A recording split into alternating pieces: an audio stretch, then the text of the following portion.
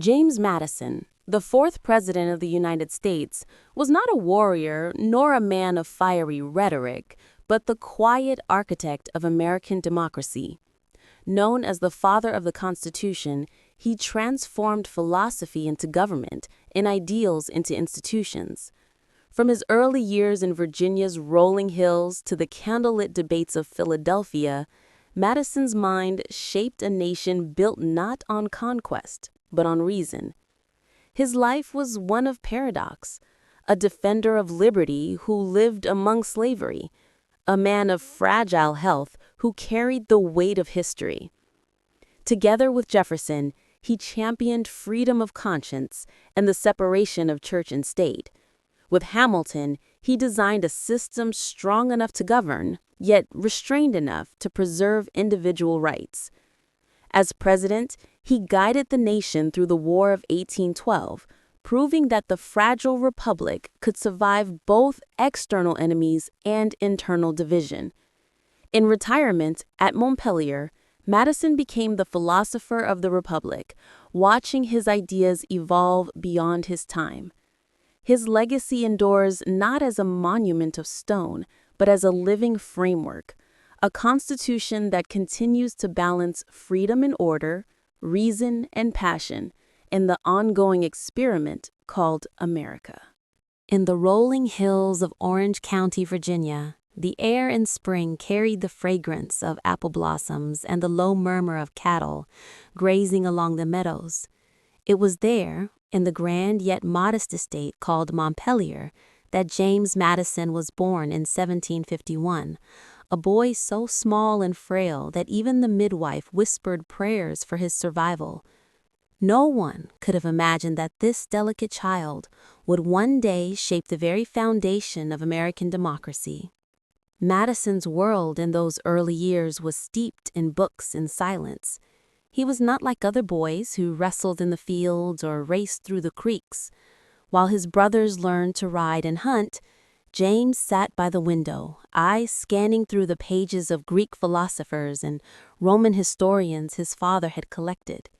He read about republics that rose and fell, about the fragile balance between freedom and order, and he began to ask himself questions no child his age should have to wrestle with. Why does power corrupt? Can people truly govern themselves? His father, Colonel Madison, was a man of stature, a plantation owner and a respected figure in the county. Yet he saw something rare in his eldest son, a spark of intellect that no plow or musket could cultivate. So when James reached 12, his father sent him to study under Donald Robertson, a Scottish tutor known for his stern discipline and unshakable belief in the value of reason. Under Robertson's care, Madison's mind blossomed.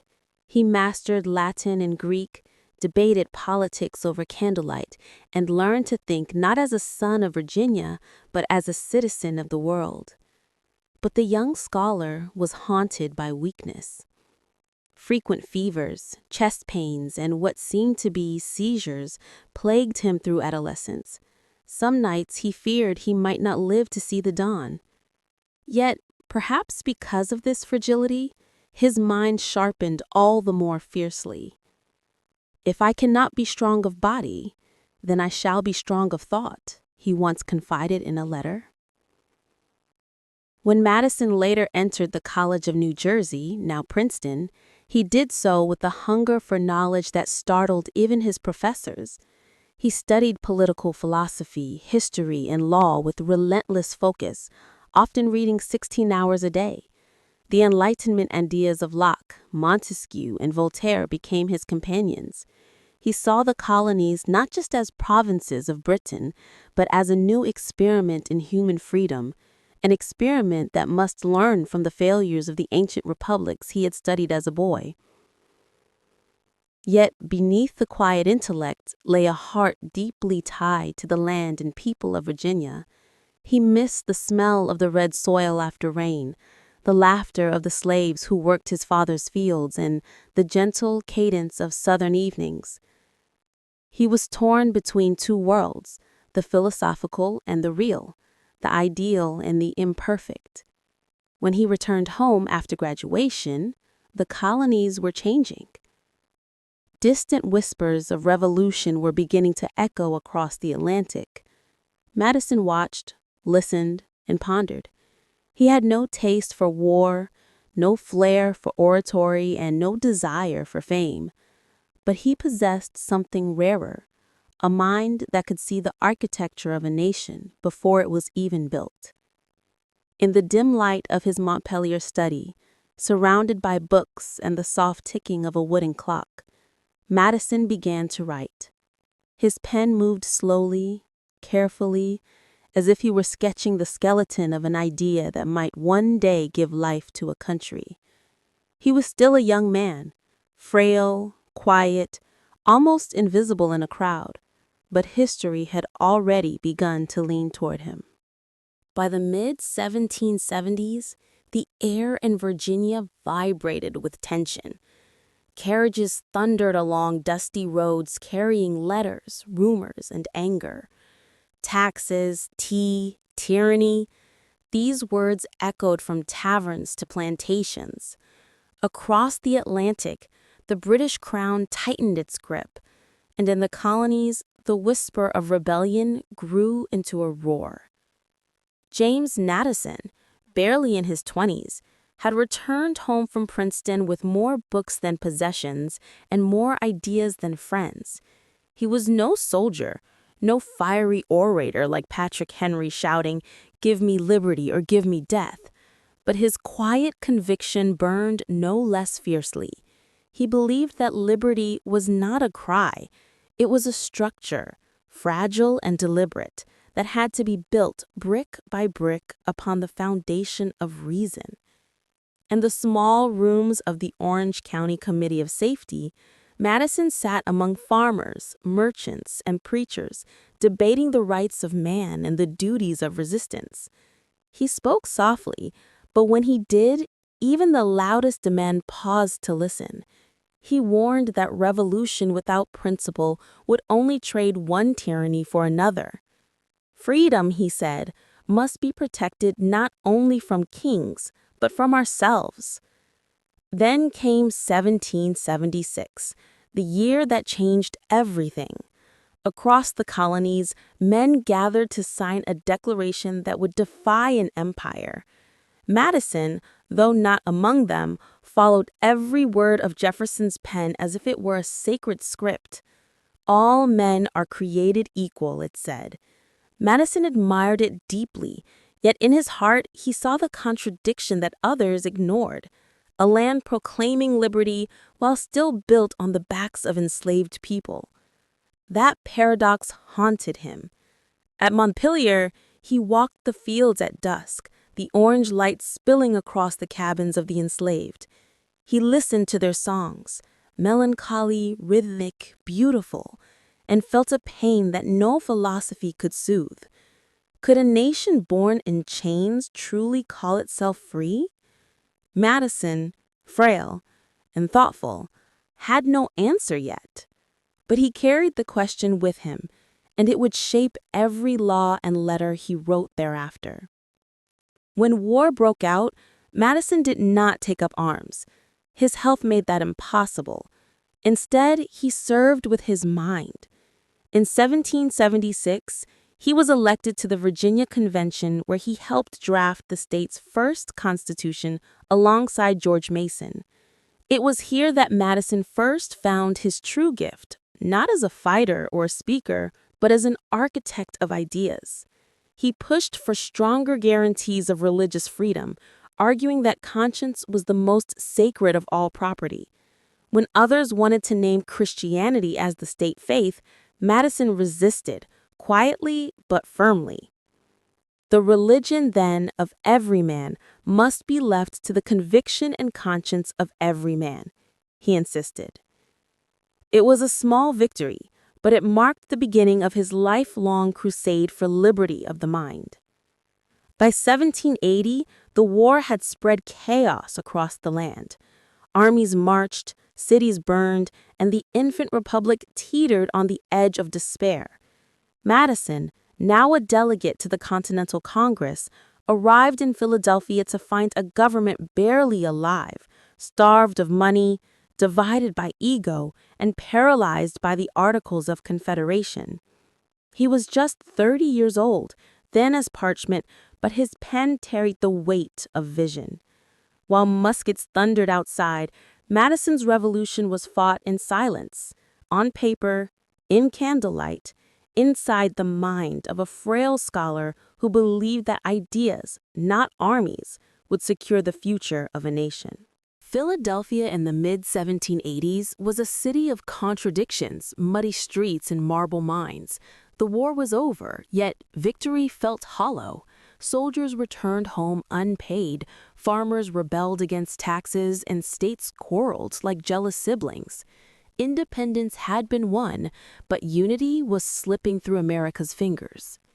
James Madison, now in his mid-30s, arrived in Philadelphia with one burning conviction. The nation's experiment in liberty was failing.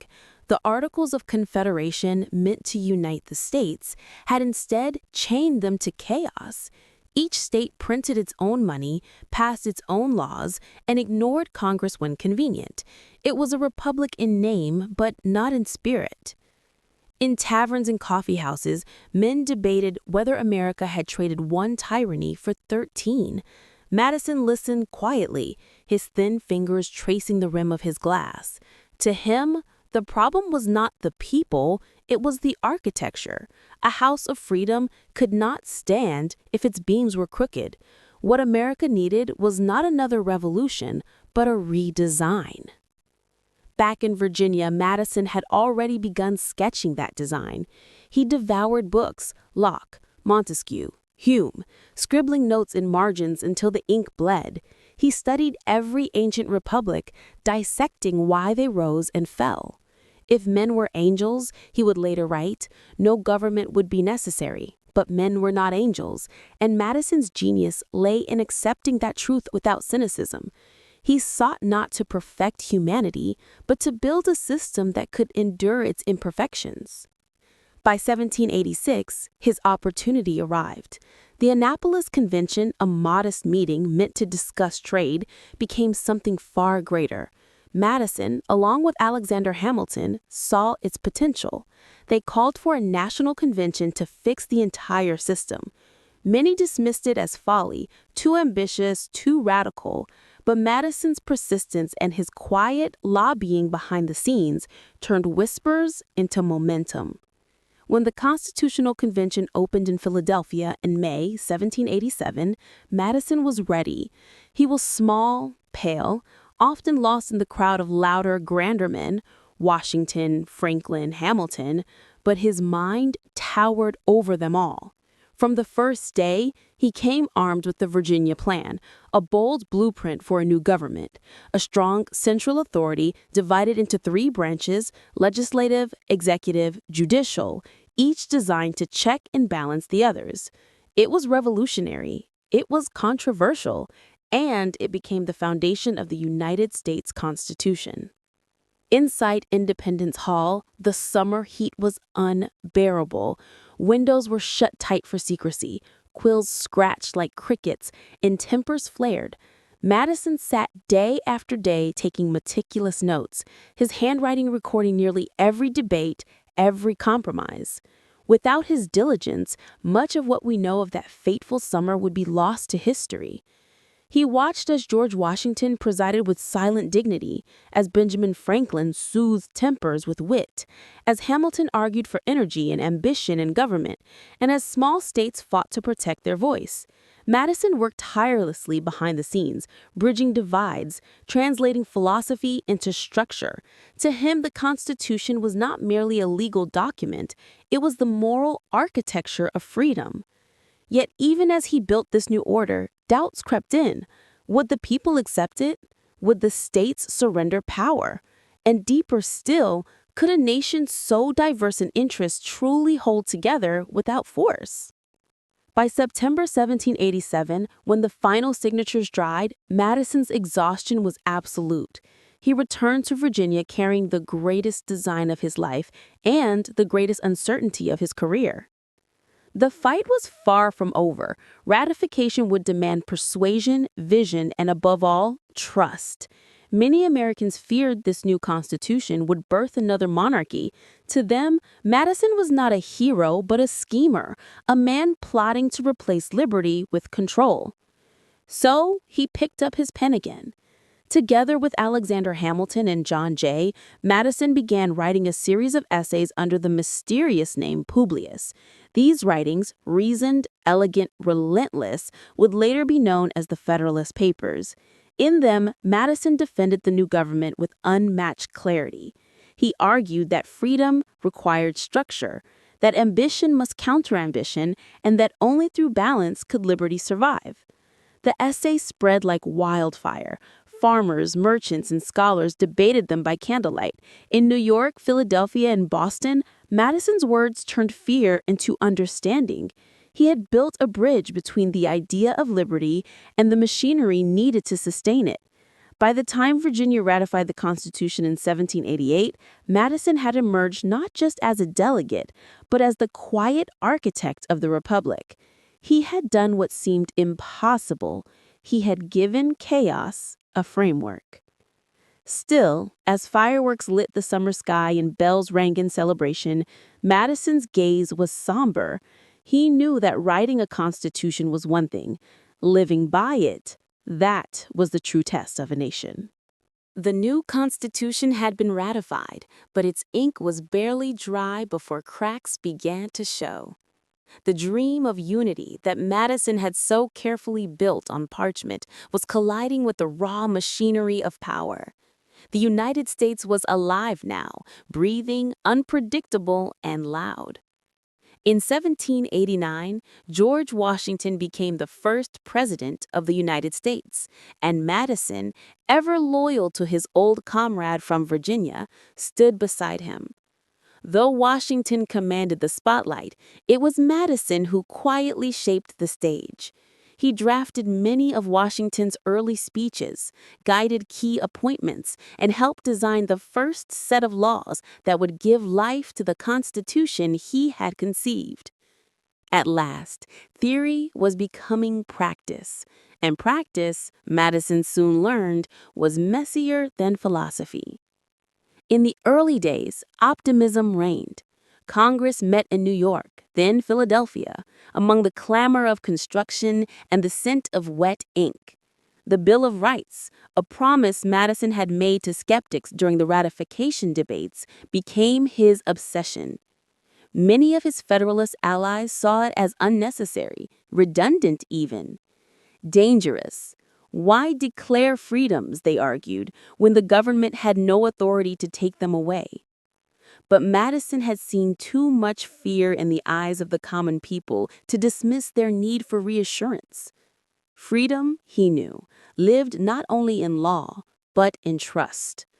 So he set to work again. In 1789, he introduced a series of amendments, simple, clear, beautiful, outlining the inalienable rights of citizens, freedom of speech, of religion, of the press, of assembly, the right to bear arms, to due process, to privacy. These, he believed, were the guardians of liberty. When the Bill of Rights passed in 1791, Madison felt a quiet satisfaction. The architect of government had now built its conscience. Yet even as he sealed that victory, the nation he loved was dividing beneath his feet. The unity of the Revolution was fading. Alexander Hamilton, once Madison's ally in the Federalist Papers, had become the dazzling and dangerous voice of power. As Secretary of the Treasury, Hamilton envisioned an America of strong banks, vast industry, and centralized authority. To Madison, it was a betrayal of everything they had fought for. He saw in Hamilton's policies the shadow of monarchy, the whisper of empire. Hamilton, in turn, saw Madison as a dreamer clinging to an agrarian past. The people, Hamilton said, must be governed. Madison replied softly, then it ceases to be their government. Thus began one of the most profound rivalries in American history, the birth of political factions. Madison joined forces with another Virginian visionary, Thomas Jefferson, who had just returned from France carrying both admiration for the French Revolution and horror at its excesses. Together, they formed the Republican opposition, standing against Hamilton's Federalists. Their letters to each other were both philosophical and deeply human, discussing liberty, equality, and the fragile soul of democracy. While Hamilton built his national bank and Washington grew weary of conflict, Madison and Jefferson built something less tangible but more enduring, a political party rooted in suspicion of centralized power. It was the beginning of America's two-party system, a paradox born from men who once hoped to avoid faction altogether. Washington, watching his former comrades split into camps, was heartbroken. He had dreamed of a government above politics, guided by virtue and reason. Madison, once his closest advisor, now stood in opposition. Their friendship cooled into formality. Madison respected Washington's restraint, but he could not abandon his principles. He saw himself as defending the spirit of the Revolution against those who would crown it with gold. By 1796, Washington's farewell address warned the nation of the dangers of partisan spirit. Madison read it with mixed feelings, part pride, part guilt. He had helped shape that government, but he had also helped fracture it. Perhaps division was inevitable. Perhaps it was simply the price of freedom. When John Adams took the presidency and the Federalists tightened their grip, Madison and Jefferson retreated to Virginia. From the quiet fields of Montevilliers and Monticello, they watched the capital fill with intrigue. The Alien and Sedition Acts, passed under Adams, punished dissent and muzzled the press. To Madison, it was tyranny reborn. He picked up his pen once more, this time not as Publius, but as a defender of the Republic against its own government. In 1798, he secretly co-authored the Virginia Resolutions, declaring that states had the right to resist unconstitutional federal laws. It was a dangerous idea. Some would later see it as a spark that could ignite rebellion, but to Madison, it was a last defense of liberty against creeping despotism. The storm was rising again. The fragile republic he had built was entering its first great test, not from a foreign king, but from the passions of its own people. And Madison, quiet, deliberate, and unyielding, stood once more at the center of it all. The turn of the century was more than just the passing of time. It was a test of the American experiment. The nation, barely a decade old, was already divided. Federalists and Republicans, North and South, city and countryside. The ink of the Constitution had not yet faded, but its meaning was being rewritten daily in the rough hands of politics. James Madison had withdrawn to Montpelier, his Virginia estate, a world away from the marble echo of Philadelphia and the bitter air of New York. Yet even from his quiet study, he could feel the pulse of the nation beating too fast. The Federalists, led by President John Adams, had become what they once despised, a government suspicious of dissent, fearful of its own citizens. The Alien and Sedition Acts of 1798 were the breaking point. Under these laws, the government could imprison critics, silence newspapers, and deport foreigners it deemed dangerous. To Madison, who had once written of liberty as the most sacred of property, it was an abomination. He saw a republic drifting toward tyranny, cloaked in patriotism. That summer, Madison sat with Thomas Jefferson beneath the sprawling oaks of Monticello. The air was thick with humidity and quiet fury. "They've turned fear into law," Jefferson murmured. Madison nodded, the fire in his eyes contradicting his frail frame. Together, they resolved to resist, not with muskets, but with ideas. In secret, Madison drafted the Virginia Resolutions, while Jefferson composed the Kentucky Resolutions. Their message was radical. The states had a right to nullify unconstitutional acts of the federal government. To some, it was heresy. To others, salvation. Madison didn't seek rebellion. He sought balance. But his words trembled on the edge of danger. In defending liberty, he was accused of undermining the union he had built. Still, he would not retreat. The people, he wrote, are the only legitimate fountain of power. As the election of 1800 approached, the air thickened with intrigue. Pamphlets smeared reputations, sermons denounced politicians, duels settled what debate could not. And yet, beneath all the noise, Madison and Jefferson were orchestrating a quiet revolution. They did not seek to destroy the government, but to reclaim it. Their strategy was patient, methodical, almost mathematical. Madison wrote letters, hundreds of them, rallying support across the South and the frontier.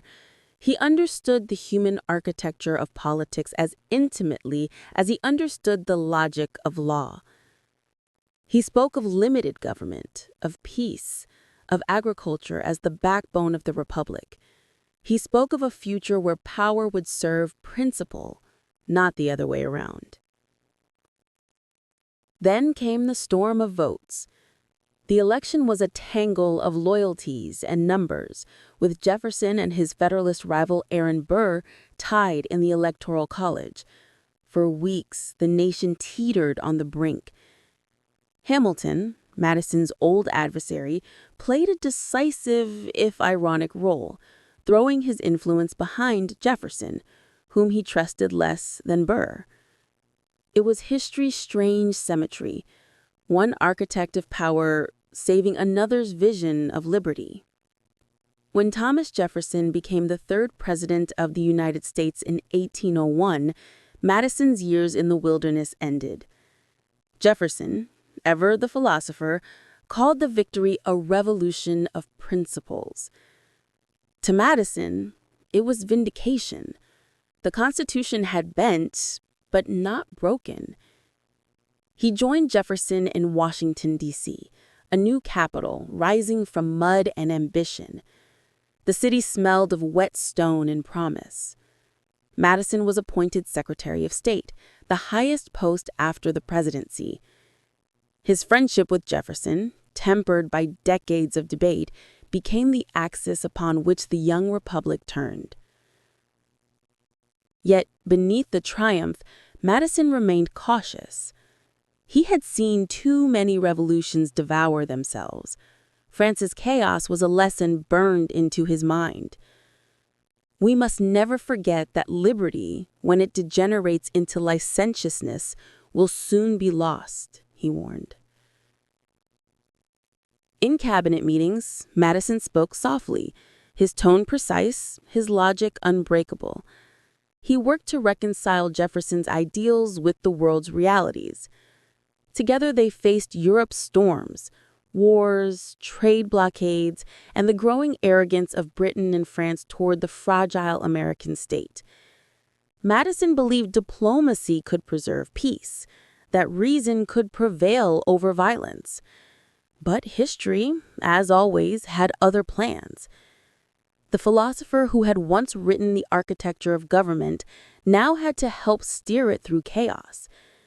Theories were easy when ink was cheap, but Madison was learning that governing required a rarer courage, the courage to compromise without surrendering one's soul. The revolution was over, but the republic was only beginning to test its heart. Washington, D.C., in the first years of the 19th century, was a city half-born. Streets turned to mud after every rain, wooden houses leaning against ambition, and a Capitol dome still skeletal against the horizon. Yet from these unfinished streets came a new rhythm, the rhythm of governance. In the city of marble dreams and clay roads, James Madison served as Secretary of State under President Thomas Jefferson, his oldest friend and most trusted ally. The two Virginians, bound by philosophy and affection, faced a world that refused to stand still. Europe was on fire.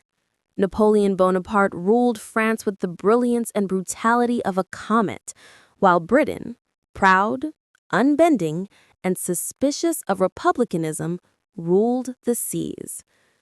The United States, barely 20 years old, was caught between the ambitions of empires. Madison, ever the scholar, approached diplomacy like geometry, with logic and precision. He believed that neutrality was America's strength, that a republic should trade freely with all and bow to none. But ideals are fragile things when cannon fire echoes across oceans. British warships seized American merchant vessels, forcing captured sailors into service for the crown. France retaliated with its own decrees. The Atlantic, once a highway of commerce, had become a gauntlet. In Jefferson's study, by candlelight, Madison unrolled letters from envoys, his brow furrowed. "They treat us as children," Jefferson said, pacing the room. "England demands obedience, France demands allegiance, and we only demand respect." Madison's voice was calm. "Then we must teach them that respect cannot be demanded, it must be earned." But how does a young nation earn respect among giants? The answer came not in victory, but in restraint. Madison crafted what would become one of the most controversial policies of the age, the Embargo Act of 1807. Instead of war, America would close its ports, halting trade with Britain and France alike. The idea was to starve the aggressors of American goods until they recognized U.S. neutrality. It was elegant in theory, disastrous in practice. American ships rotted in harbor, merchants went bankrupt, and the economy gasped for air. Farmers cursed the government that had once promised freedom from tyranny. Smugglers thrived. The same man who had written the Bill of Rights was now accused of strangling liberty with his pen. Jefferson, once the radiant philosopher president, began to fade under the weight of unpopularity. Through it all, Madison remained loyal. He believed the embargo was a necessary lesson, that a nation's independence was worth the cost of temporary hardship. But as months turned to years, even he began to wonder whether principle had blinded them to reality. In letters to his friends, Madison confessed exhaustion. He wrote, "We are caught between pride and survival." And yet, even amid failure, there were triumphs. In 1803, before the embargo, Madison had helped negotiate one of the most astonishing deals in history, the Louisiana Purchase. For a mere $15 million, the United States doubled its size. The transaction, brokered with Napoleon, transformed the nation from a fragile republic into a continental power. It was a moment of genius, and Madison's careful diplomacy had helped make it possible. Still, the paradox of Madison's arrow remained: expansion abroad, frustration at home. The promise of the Louisiana plains could not feed the hungry dock workers of Boston or the silent wharves of New York. The people wanted trade, prosperity, and peace, and they began to doubt whether Jefferson and Madison could deliver any of it. By 1808, Jefferson decided to retire, weary and disillusioned. The torch would pass to Madison. Many saw him as a natural successor, the quiet thinker who had written the Constitution, defended the Republic, and served faithfully for 8 years. But others whispered that he was too cautious, too small in presence, too wedded to theory. He himself wondered whether his temperament, patient, deliberative, almost shy, could withstand the storms of the presidency. Yet duty, as always, outweighed doubt. As the election approached, Jefferson clasped Madison's hand. "You will need all the patience of philosophy and all the courage of war." Madison smiled faintly. "I have studied both, I pray that one will keep me from needing the other. When he was elected the fourth president of the United States, Madison stood before a divided nation, battered by embargoes, pressured by foreign powers, and restless for prosperity. His inaugural address was humble, reflective, sincere. He spoke not of glory, but of endurance, not of conquest, but of conviction. I will not pretend that the path before us is smooth, but I trust in the virtue of my fellow citizens and in the wisdom of the Constitution to which I have devoted my life. In that moment, beneath the gray sky of March 1809, the frail philosopher Montpelier became the steward of a restless republic. He had once written its blueprint. Now, he would have to defend it. The White House in 1812 was not yet the fortress of marble it would one day become. It was a modest mansion of pale sandstone surrounded by muddy streets and half-built avenues. Yet inside its walls, President James Madison carried a burden that outweighed any throne of empire. He had come to power on promises of peace and found himself surrounded by calls for war. For years, British ships had prowled the Atlantic like wolves. They stopped American vessels, seized their cargo, and pressed American sailors into the Royal Navy, a practice known as impressment. To many Americans, this was not merely insult, but slavery reborn. "Are we a free people?" thundered the young congressmen from the West, men like Henry Clay and John C. Calhoun, "or are we still subjects of a foreign crown?" Madison, cautious and deliberate, hesitated. He knew the costs of war. The nation was small, its army weak, its treasury strained. But pride is a living thing, and it grows restless when starved. Newspapers mocked him as timid. His opponents called him Little Jemmy, the president too small for his office. To Madison, who had built the nation on reason, it felt like the triumph of passion over prudence. In the summer of 1812, under mounting pressure, he did what he had long resisted. He asked Congress for a declaration of war against Great Britain. The vote was narrow, the first war ever declared by the United States, and the nation entered it divided. The South and West cheered. New England merchants cursed. The Atlantic states, dependent on trade, feared ruin. Madison himself was grim. "We are at war," he wrote to a friend, "but not in spirit united." For the early months were a series of humiliations. American troops, ill-trained and poorly led, stumbled into defeats in Canada. One general surrendered without firing a shot. The British blockaded the coast. Madison's opponents in Congress jeered that his paper armies were no match for the might of Britain. Yet amid the gloom were sparks of courage. On the Great Lakes, a young naval officer named Oliver Hazard Perry captured an entire British squadron. His dispatch to Madison was brief and immortal. "We have met the enemy, and they are ours." In the Atlantic, the USS Constitution, nicknamed Old Ironsides, defeated the British warship Guerriere, its oak hull repelling cannonballs as if made of iron. The victories were small, but symbolic, proof that the young republic could fight and win. Through it all, Madison remained composed, though privately haunted. In letters to his wife Dolly, he confessed sleepless nights. "This contest," he wrote, "was forced upon us by those who neither value peace nor respect justice." Dolly, vibrant and fearless, became his greatest ally. While Madison fretted over reports from the front, she turned the president's house into a beacon of dignity. Her gatherings, full of laughter, music, and politics, softened the edges of war. She was the charm to his reason, the warmth to his reserve. But war is a patient predator. In 1814, British troops landed on American soil, marching toward the capital. Madison, still believing the Republic invincible, rode out to review the militia defending Bladensburg, Maryland, a scene that would soon turn disastrous. The troops broke and fled before disciplined British regulars. Madison, nearly captured, was forced to retreat.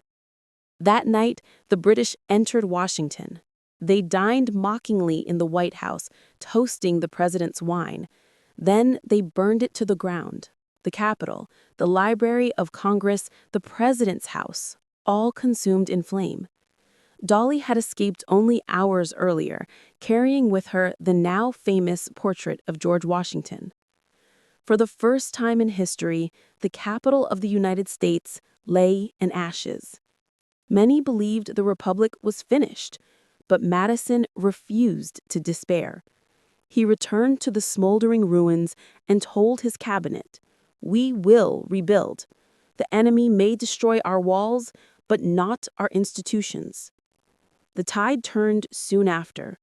In 1815, at the Battle of New Orleans, General Andrew Jackson crushed the British in a stunning victory, though the war had technically ended 2 weeks earlier with the signing of the Treaty of Ghent. News traveled slowly in those days, and so the battle became legend, a symbol of defiance that redeemed the nation's pride. When peace was officially declared, church bells rang across the country. Madison's popularity soared, yet he remained sober in triumph. "We have survived," he said, "not because we sought glory, but because we held to principle." He had not been a warrior by nature, but history had made him one by necessity. The war confirmed what he had long believed, that the Constitution, though written in ink, was held together by courage. By the end of his presidency, Madison was tired but serene. He had defended the Republic from its first great trial by fire. He would soon retire to Montpelier, to fields and books, to the quiet he had always craved. But his story, the story of the mind that had built America's foundation, was not yet over. The year was 1817. The War of 1812 had ended, the White House had been rebuilt, and America was breathing again. But James Madison's heart longed for silence. After 8 years in office and a lifetime in the furnace of politics, he retired to his beloved estate of Montpelier, nestled in the rolling green hills of Virginia. The estate was a place of peace, rows of tobacco fields swaying under the sun, the Blue Ridge Mountains watching from afar, and the steady rhythm of farm life returning the philosopher-president to the earth he had always loved. For the first time in decades, Madison could wake without the weight of a nation pressing on his chest. But retirement did not mean rest. His mind, trained for argument and reason, refused idleness. Even as he tended to his orchards or walked the pastures with Dolly, Madison remained the Republic's quiet sentinel, a guardian of ideas. He kept meticulous notes, corresponded with the next generation of leaders, and pondered the question that had haunted him since Philadelphia. Can liberty endure human passion? Visitors came from across the country, young scholars, curious politicians, foreign dignitaries. They came to see the small man who had designed a giant's system. Thomas Jefferson, his dearest friend and fellow Virginian, lived only a few miles away at Montpelier, and the two old revolutionaries often exchanged letters filled with philosophical musings, agricultural experiments, and reflections on the nation they had built. Jefferson, ever the dreamer, spoke of an empire of liberty stretching westward. Madison, ever the realist, reminded him that empires, even of liberty, could rot from within if unity failed. Their friendship was one of complement, flame and mirror, ambition and caution. In 1826, Jefferson died, on the very day that marked the 50th anniversary of American independence. The news struck Madison deeply. "Another light has gone out," he wrote, "and the darkness grows nearer." From that moment, he became one of the last living architects of the Revolution. The Republic was no longer an experiment. It was now an inheritance. But the heirs were restless. The 1820s and 1830s were turbulent years. New political parties rose and fell. The debate over slavery, once suppressed for the sake of unity, began to rage again. Madison, himself a slaveholder, wrestled with contradictions he could no longer ignore. He had always believed slavery was a moral evil, yet, like many Virginians, he lived within its system. "It is the disease of our country," he confided, "and I fear the cure may destroy the patient." His letters reveal a man both enlightened and trapped, a philosopher confronting the limits of his own time. He supported the American Colonization Society, which sought to send freed African Americans to Africa. Though the plan would later prove deeply flawed, Madison's intentions were moral, but his solutions, bound by the prejudices of his era, fell short of justice. Dolley remained his anchor. Warm, witty, and adored by all who met her, she turned Montpelier into a salon of ideas. She often teased her husband for working too much. "James, you are still president of your papers." And indeed, his study overflowed with notes and drafts, constitutional essays, reflections on governance, and observations on the human character. In one of his last essays, Madison warned against the danger of faction, that word he had first written in Federalist No. 10.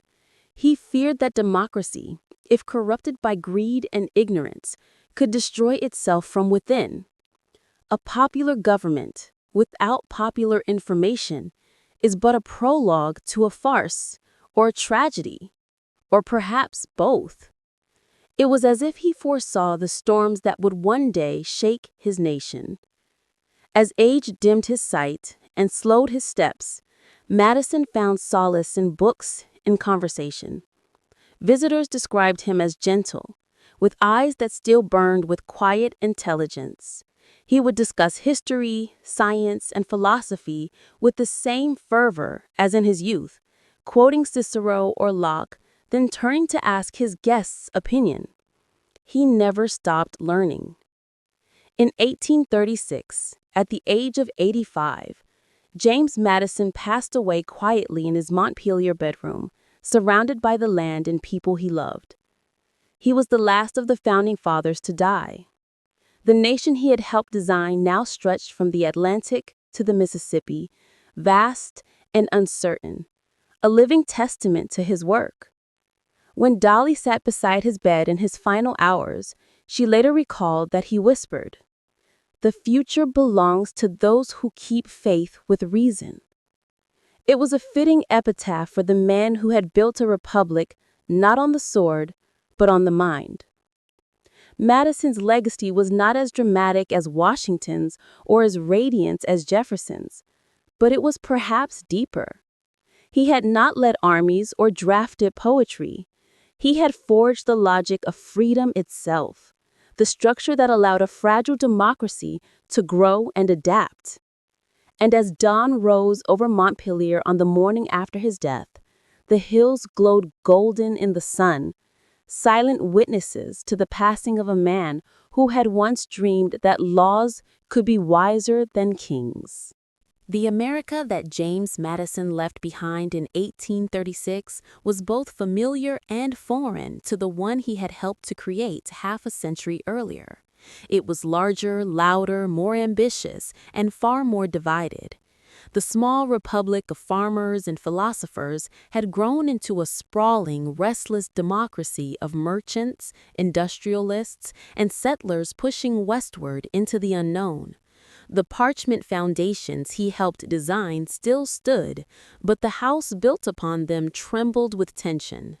In Washington, the capital that had once been a swampy experiment was now a city of marble and ambition. Presidents came and went, each interpreting the Constitution, Madison's Constitution, through their own lens. Andrew Jackson, the fiery populist then in power, wielded the presidency with the force that would have both impressed and alarmed Madison. Jackson claimed to speak for the people, but Madison would have heard the echo of factions in his words, the very danger he had spent his life warning against. Yet Madison's voice lingered in every courtroom, every debate, every act of Congress. When judges invoked checks and balances, when senators quoted freedom of conscience, they were, knowingly or not, speaking the language of Madison. The architecture of his mind had become the architecture of the nation. His notes from the Constitutional Convention, which Dolly would later edit and publish after his death, revealed to the American public for the first time how close their republic had come to chaos in 1787. Madison had recorded every whisper, every argument, every fragile compromise that shaped the document. Those pages became sacred text for future generations of scholars and politicians. They discovered in his meticulous handwriting not a flawless system, but a living idea that liberty must be continually re-examined and renewed. As the 1840s dawned, America's contradictions deepened. The same Constitution that protected freedom also protected slavery. Madison's own cautious warnings about this moral cancer seemed almost prophetic. New states joined the Union, each reigniting the question of whether liberty could coexist with bondage. Politicians invoked Madison's words on both sides of the debate, some claiming his intent was national unity above all, others insisting he had laid the groundwork for eventual emancipation. The truth, as always, was more complex. Madison had understood that no system could outrun human frailty.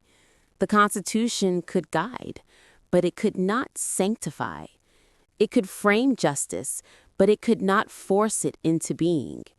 The people themselves, their virtue, their wisdom, were the true guardians of freedom. A dependence on the people, he had written, is the primary control on the government. He might have added, and the greatest risk to it. Meanwhile, Dolly Madison became a living symbol of the early republic's grace. She returned to Washington after his death, and despite her declining finances, remained beloved by the city. Senators and presidents alike came to pay their respects. When she walked through the streets, young men tipped their hats, and old soldiers bowed. She carried herself like a queen of a vanished court, the last living link to Washington, Jefferson, and the Age of Reason. When she died in 1849, Congress draped the Capitol in black.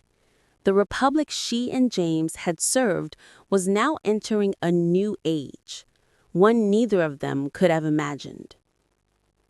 Steam engines roared, telegraphs hummed, cities swelled, and the slow moral reckoning Madison had feared was gathering momentum, soon to erupt into civil war. Yet even amid the coming storms, Madison's design endured. His principles outlived his generation because they were not built for perfection, but for endurance. He had understood that power must be divided, not because men were wicked, but because they were human. If men were angels, he had written, no government would be necessary. That line, copied into schoolbooks and speeches, became a kind of national prayer, a humble acknowledgement of the frailty and promise of self-government. Scholars began to call him the father of the Constitution, though Madison himself would have rejected the title. He believed the Constitution was the work of many hands and minds, a product of reasoned compromise rather than individual genius.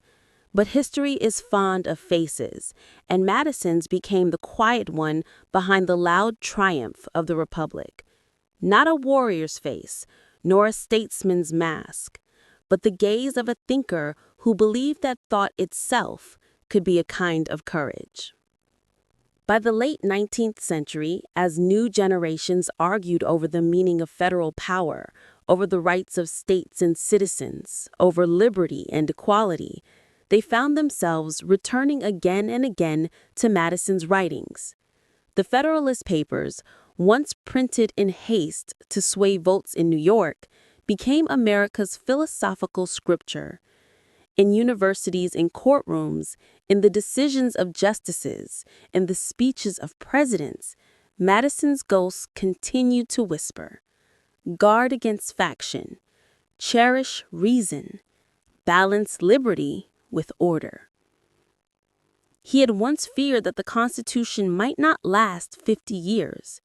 2 centuries later, it still stood, amended, challenged, stretched, but alive. It had survived precisely because it was not a rigid monument, but a framework of thought, adaptable, cautious, endlessly debated. In that sense, Madison had built something closer to a living organism than a static code. The United States was not his masterpiece, its idea was. And that idea, fragile and self-correcting, remained his truest legacy. Nearly 2 centuries after James Madison's death, his voice still murmurs beneath the surface of American life. It echoes in the marble chambers of the Supreme Court, in the tension between Congress and the presidency, in the endless argument that defines the Republic. Every time an American questions power, cites the Constitution, or insists upon the freedom of conscience, Madison speaks again, quietly, firmly, and with the authority of reason. He never sought glory. Unlike Washington, he did not lead armies. Unlike Jefferson, he did not write immortal poetry about liberty. Unlike Hamilton, he did not dream of empire or finance. Madison's genius lay in his humility, in his belief that systems, not saviors, preserved freedom. "The truth," he wrote, "is that all men having power ought to be distrusted." That distrust became the DNA of the American experiment.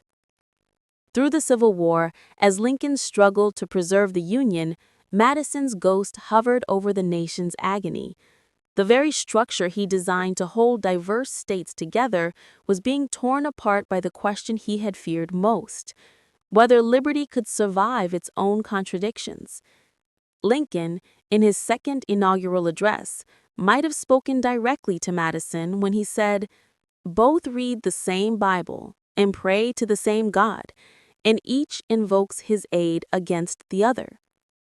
Madison had always known that reason, not faith, must be the final arbiter of government, for reason, unlike passion, could see beyond vengeance. After the war, the nation rebuilt upon Madison's foundations. The Constitution, battered and amended, absorbed the 14th and 15th Amendments, expansions of liberty he might have wished for, though not lived to see. His idea of a balanced republic endured, adapting to railroads, telegraphs, and eventually to the age of steel and steam. The scaffolding held. The 20th century brought new trials, world wars, depressions, civil rights struggles, and yet through each upheaval, Madison's architecture remained. Franklin Roosevelt expanded the reach of government. Eisenhower defended its limits. Kennedy invoked its ideals. In every debate, Madison's question returned: how do we preserve liberty without losing order? How do we govern ourselves without being ruled? Modern America, noisy and divided, sometimes seems to drift far from the quiet wisdom of Montpelier. Table news and algorithms shout where Madison whispered, yet the structures he designed, separation of powers, checks and balances, the rule of law, continue to hold the republic together even when its citizens forget why they exist. His Constitution has been stretched by technology, tested by demagogues, and challenged by crises unimaginable in his time. But it endures because it was built not for perfection, but for correction. In this, Madison proved something radical, that reason itself could be a form of faith, faith in dialogue, in compromise, in the ability of humans to learn and govern themselves. His was an optimism tempered by realism, a hope disciplined by doubt. He believed deeply that freedom was not a gift to be received, but a discipline to be practiced. At Montpelier today, the red brick mansion stands beneath the same Virginia sky that once watched him right by candlelight. Visitors walk through the rooms where the Constitution was born, past his study, where his quills still rest. Outside, the fields ripple with sunlight, and the wind carries the same soft hum that filled the air when Madison walked there with Dolly 2 centuries ago. His resting place is simple, a modest tomb for a modest man, but the soil beneath it nourishes the roots of an entire civilization. James Madison's America is still unfinished, and perhaps it was meant to be. He understood better than most that no nation devoted to liberty can ever be complete. It must remain in dialogue with itself, always arguing, always questioning, always refining the meaning of liberty. That, to him, was not weakness, it was strength. The republic he imagined was never meant to be silent or unanimous. It was meant to think, to doubt, to evolve. And so it does.